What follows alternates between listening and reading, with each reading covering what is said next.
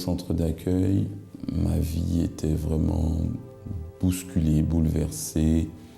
J'avais différentes situations à régler, des dettes, vie professionnelle instable, avec du harcèlement, des situations que j'avais du mal à vivre, une vie sentimentale qui faisait des hauts, des bas. J'étais quelqu'un qui mentait beaucoup, je trichais, je volais. Bon, c'est des petits vols, mais c'est des choses qu'on comprend par la suite que c'était pas correct. J'avais de la division familiale, j'étais considéré comme l'enfant qui causait toujours des soucis. Donc j'ai été écarté de ma famille, envoyé en France vers l'âge de 13 ans, dans une espèce de couvent, un pensionnat. Et j'ai beaucoup souffert de cette situation. Donc j'étais triste et je compensais ces manques affectifs de l'absence de mon père, des incompréhensions au quotidien par les filles, par les amis, les boîtes de nuit, les soirées. Et je m'inventais un petit peu une réalité qui me permettait, à mon sens, de vivre un peu mieux. J'ai été invité par un cousin qui m'a dit « il faut que tu viennes là-bas parce que vraiment, ce que tu vas entendre, ça va tout bousculer par rapport à ce qu'on nous a appris ». Donc je venais régulièrement les dimanches, puis ensuite les lundis. J'ai participé à des propos de foi, des chaînes de prière. Aujourd'hui, je suis un homme complètement transformé, délivré, heureux, en paix. Un homme rempli de la présence de Dieu, prospère. Dieu m'a tout donné en multiplié. On a toujours des luttes à affronter puisque la vie d'un chrétien, c'est pas une vie sans lutte, mais avec le Seigneur, on a la force de tout affronter, tout surpasser. On peut tout conquérir. Les limites, c'est nous seuls qui nous les fixons. Dieu a rétabli ma vie sentimentale, ma vie financière, ma vie familiale. Dieu m'a donné des voitures de luxe, Dieu m'a donné maison, foyer, entreprise, bonheur et surtout, par-dessus tout, le Saint-Esprit, le salut pour mon âme. Et je travaille à garder ce salut, cette paix toujours à chaque instant dans ma vie, par ma communion avec lui, par ma fidélité dans mes dîmes, mes offrandes, mes propos, mes promesses et l'intégrité au quotidien dans ma vie. Bonjour à tous, soyez bienvenus à cette émission France en direct. La stratégie que l'être humain utilise beaucoup de fois, c'est l'apparence, changer d'identité ou de personnalité ou de caractère selon les personnes avec qui nous parlons. Combien de personnes apparemment sont des personnes qui vivent dans la joie, qui sont heureuses, mais au-dedans il y a un conflit, une guerre intérieure et même la pensée de suicide. Comment résoudre ce type de problème? Regardez cette histoire. Alors avant que j'arrive au centre d'accueil, donc j'étais une personne qui vivait beaucoup d'apparence. Véritablement, quand j'étais avec des personnes, je pouvais changer de phase. Un jour, je souriais, je rigolais. Avec ma famille, c'était tout autre chose. Je montrais vraiment que j'avais pas envie de rester avec eux. Je montrais mon fort caractère.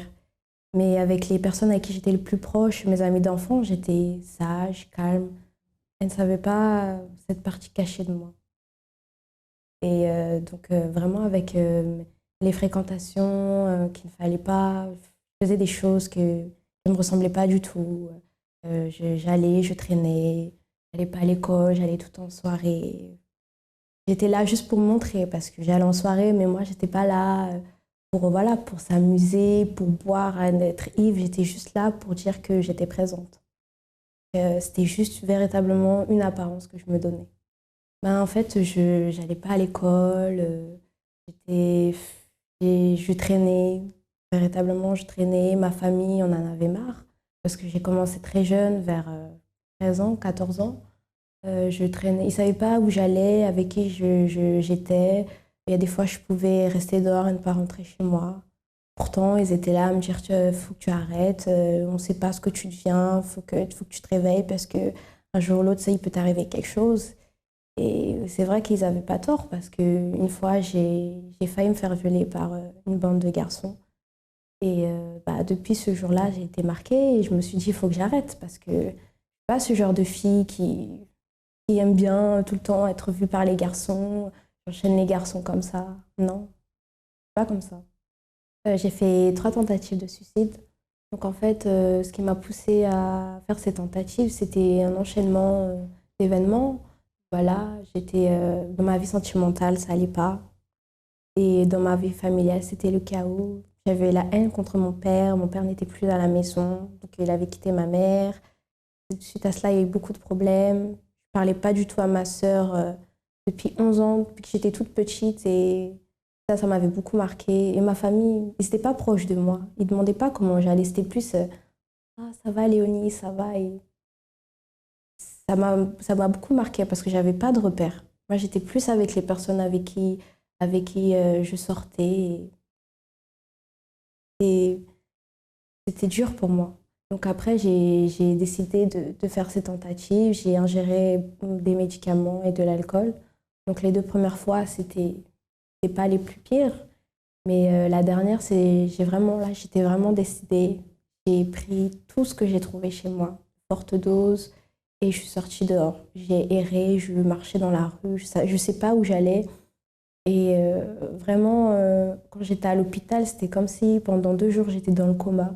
Parce que j'avais tellement ingéré de médicaments, ils m'avaient fait un lavage d'estomac. Mais voilà, c'était fort. Et ma famille, toujours la même chose. Rien, ça les a pas fait réagir. Et suite à cela, j'ai dit, j'arrête vu que ma santé est en danger. Qui était Léonie? Était une de ces personnes qui apparemment, elle était dans la joie, tout était bien, mais là, elle a essayé 3 fois le suicide. Elle avait manqué de dialogue parmi la famille. Elle était une personne triste, abattue. Et si elle n'avait pas connu le centre d'accueil, qu'est-ce que vous pensez qui se passait dans sa vie? Qui était Léonie aujourd'hui si elle n'avait pas connu le centre d'accueil? Je dis ça parce qu'ils sont beaucoup de personnes, de millions de personnes au monde, qui ont déjà rendu témoignage, qui avaient une vie détruite, mais à travers une foi intelligente, sa vie a changé. Nous allons voir qu'est-ce qui s'est passé avec Léonie depuis qu'elle a connu le centre d'accueil. Alors j'ai connu le centre d'accueil via le groupe Jeune. Donc une amie m'a invitée, donc je suis venue. J'ai beaucoup apprécié et on m'avait expliqué qu'ils étaient rattachés à une église. Donc j'ai décidé de venir un dimanche. Donc j'ai pu me rendre compte que ma mère venait aussi. Donc après j'ai commencé à venir avec elle. Donc j'ai commencé à faire les chaînes de prière. Et j'ai vraiment, à travers tout ça, j'ai commencé petit à petit à me décharger de tous mes problèmes. Et au fur et à mesure, j'ai pris confiance en moi, j'ai laissé les choses qu'il fallait, les mauvaises fréquentations. Oui, dès que je suis arrivée, quelques mois après, il y avait la campagne d'Israël. Donc moi, je me suis lancée pour ma famille, enfin surtout ma sœur. Donc, parce que ça faisait 11 ans qu'on ne se parlait pas, c'était assez pesant pour moi et je voulais vraiment qu'on se reparle. La campagne d'Israël, pour moi, c'était mon opportunité, véritablement, parce que j'ai toujours cherché quelque chose à faire, vraiment me lancer, que j'ai toutes mes forces dedans.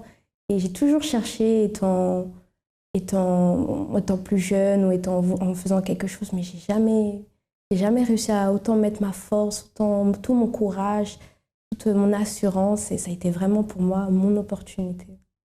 Alors ma vie a complètement changé, véritablement transformée.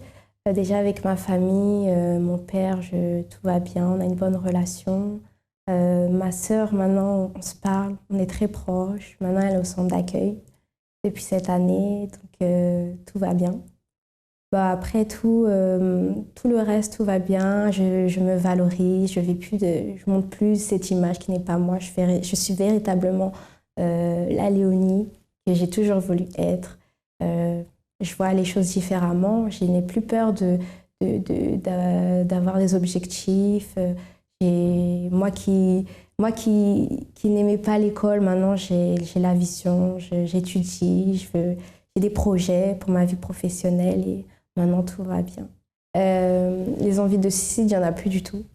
Non, franchement, je souris à la vie, j'avance. Vraiment, les personnes qui ont ce mal-être, ils devraient vraiment se dire que ce n'est pas la solution. Il y a toujours une solution parce que sinon on s'arrête de vivre, le monde continue. C'est juste nous qui perdons dans l'histoire. Les centres d'accueil représentent pour moi, c'est ma vie. Tous les jours, j'en apprends un peu plus sur moi. Ça vraiment me motive, ça m'apporte la paix. Vraiment, c'est un bonheur d'apprendre chaque jour et d'être présente. Sa vie a été transformée complètement. Pourquoi? Parce qu'elle a appris comment résoudre la situation. Avant, elle utilisait comme stratégie le changement de caractère, de personnalité. Aujourd'hui, n'est pas nécessaire. Aujourd'hui, elle a une assurance. Elle a vaincu le conflit intérieur et elle est une nouvelle personne. Et nous sommes ici pour vous inviter, ou pour vous dire, vous annoncer que tout est possible à travers la pratique d'une foi intelligente au centre d'accueil. Peut-être vous êtes quelqu'un qui vous pensez c'est le destin. Je vis comme ça parce que le destin, je suis une personne qui doit vivre comme ça, c'est mon histoire, mon destin. Mon ami, vous pouvez changer votre destin.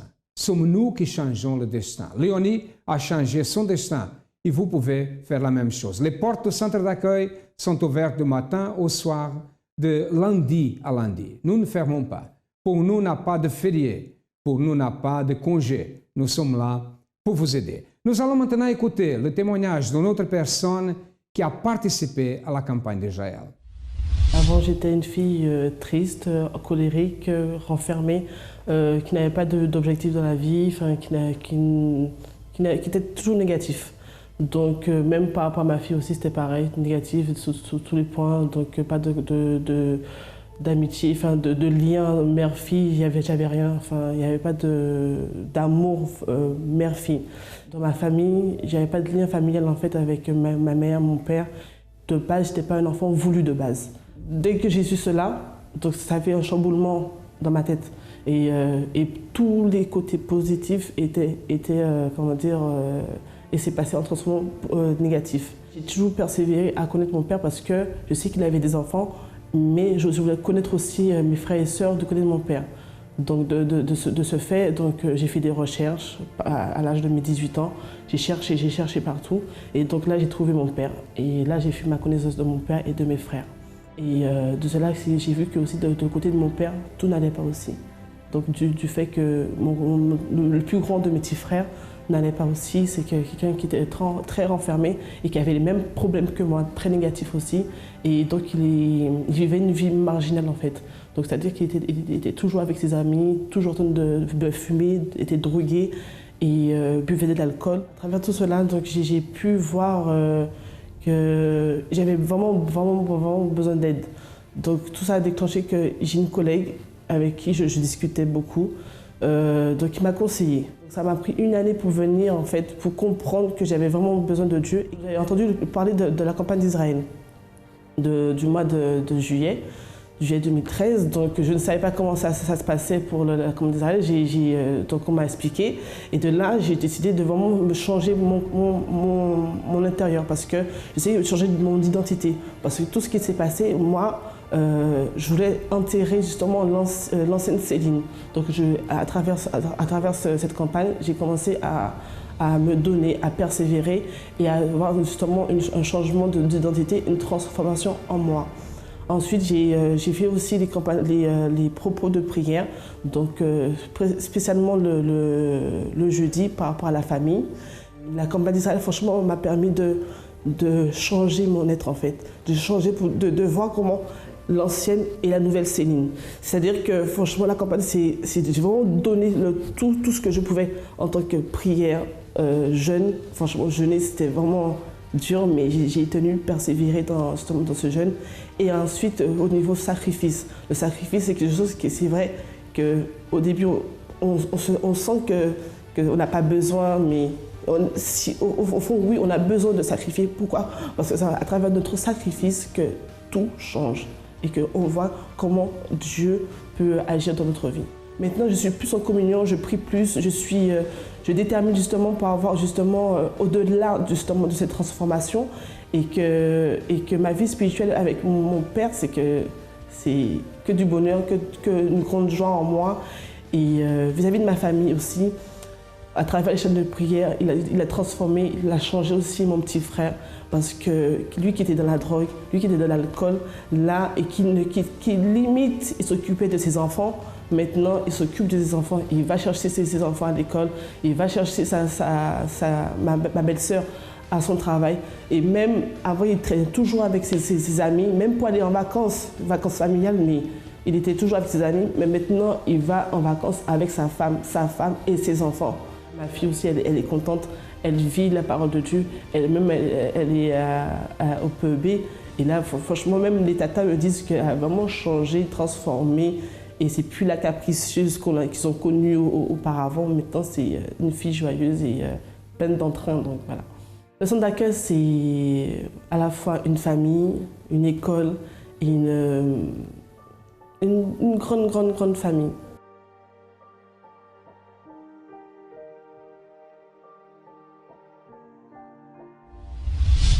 Voilà, à travers la campagne d'Israël, une chose que nous remarquons, et vous devez remarquer aussi, c'est que presque tout le monde qui rend témoignage parle de la campagne d'Israël. Pourquoi? Pourquoi ça? Qu'est-ce qui se passe? La campagne d'Israël, c'est le moment le plus haut de la foi au centre d'accueil. Elle a été transformée complètement en une nouvelle personne. Son frère, à cause de cette pratique de la foi, il a abandonné aussi la drogue et la famille est restaurée. Regardez plus de témoignages. Au cours de ces 10 dernières années, le nombre de mariages célébrés en France a continué de diminuer, tandis que le nombre de divorces ne fait qu'augmenter. On commençait à ne pas se parler, à se fâcher. Il commençait à ne pas payer ses factures. À un moment donné, 5 ans, 10 ans, c'était trop. Après avoir vécu la souffrance dans son mariage pendant plus de 10 ans, au bord du divorce, c'est au centre d'accueil que Madame Françoise a su restaurer son mariage. Mon mari, c'était quelqu'un, au début de notre mariage, il était quelqu'un de bien, de gentil, d'intentionné. Mais à partir de 2 ou 3 ans après, mon mari il a commencé à faire n'importe quoi. Parce que c'était quelqu'un qui jouait dans les tabacs, qui allait dans les tabacs.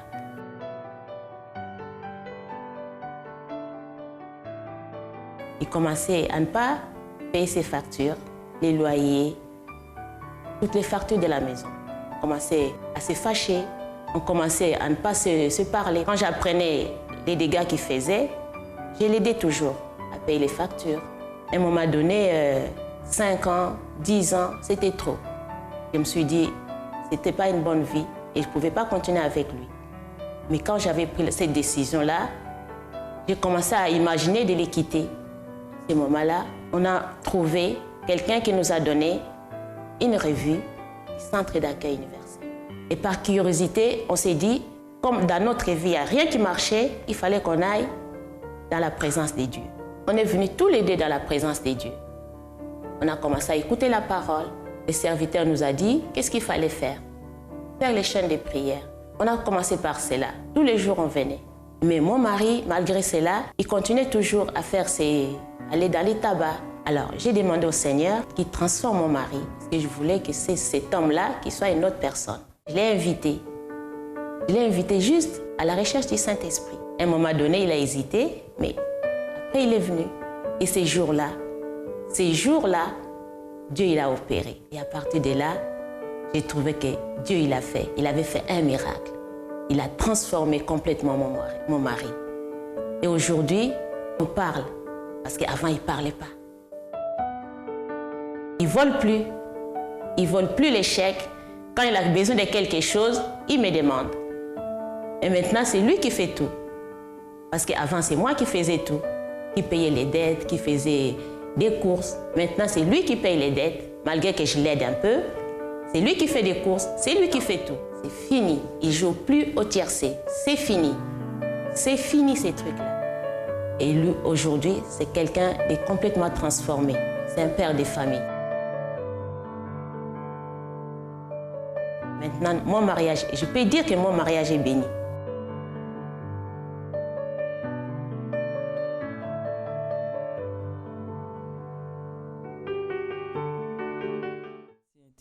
Par rapport à notre mariage. Votre mariage? Parce que ça fait 7 ans qu'on est mariés. Et en fait, au début, c'était très difficile. J'ai demandé à Dieu un mari parce qu'avant, je passais un homme, jusqu'au jour où j'ai dit stop. Seigneur, si tu ne me donnes pas un mari, je préfère rester toute seule. Et en fait, je n'étais pas encore au centre d'accueil. Mais lui, il y était. Et il a fait... C'est vous qui êtes venu premièrement? Oui. Et il avait fait, en même temps que moi je priais de mon côté, lui, il avait fait une campagne d'Israël. Quand vous avez fait la campagne d'Israël, vous la connaissez déjà? Non. Non? Et j'avais fait cette campagne effectivement pour trouver une femme de Dieu. Vous avez le même problème qu'elle? Voilà. Vous n'étiez pas bien sentimentalement, les choses ne marchaient pas? C'était de femme en femme et surtout le fait que je croyais déjà en Dieu. À chaque fois que je rencontrais Dieu et que je rencontrais quelqu'un, cette personne n'acceptait pas Dieu. Et moi, il était hors de question de vivre avec quelqu'un qui n'accepte pas mon Dieu. Ils avaient un grand problème. Ils n'étaient pas heureux parce qu'ils ne trouvaient pas la personne.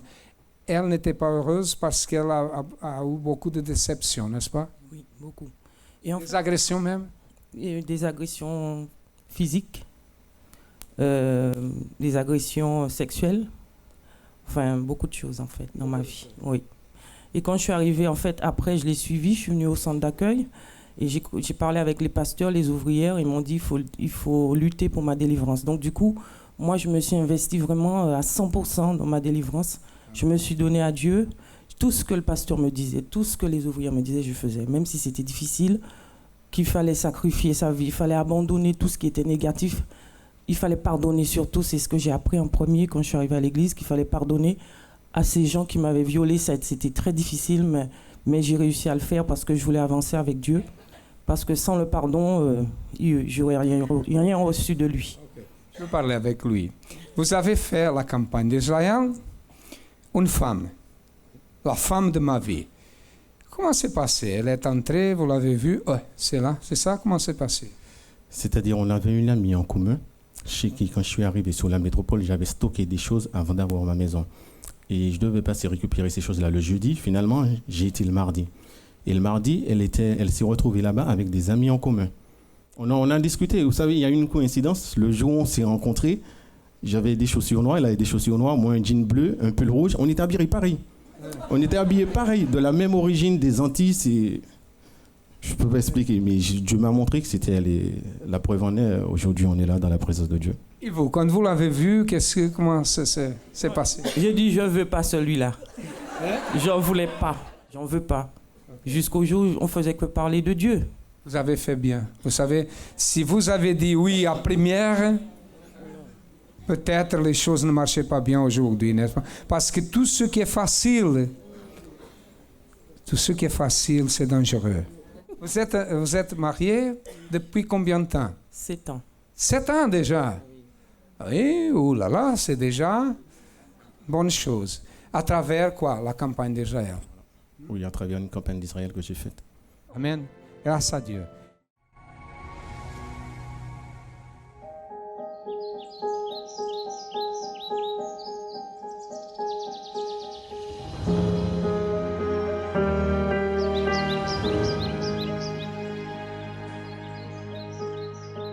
Ce qui a le plus attiré mon attention au centre d'accueil, c'est qu'on ne m'a pas jugé.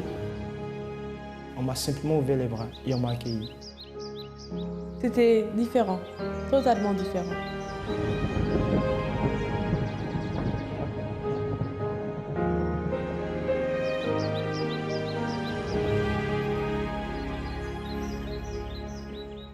L'enseignement qui m'a le plus marqué, c'est que je peux réussir si je crois en mes capacités.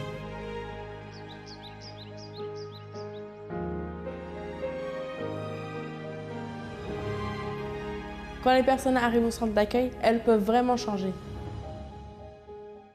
Les gens devraient venir au centre d'accueil car c'est une excellente école pour apprendre à réaliser ses rêves.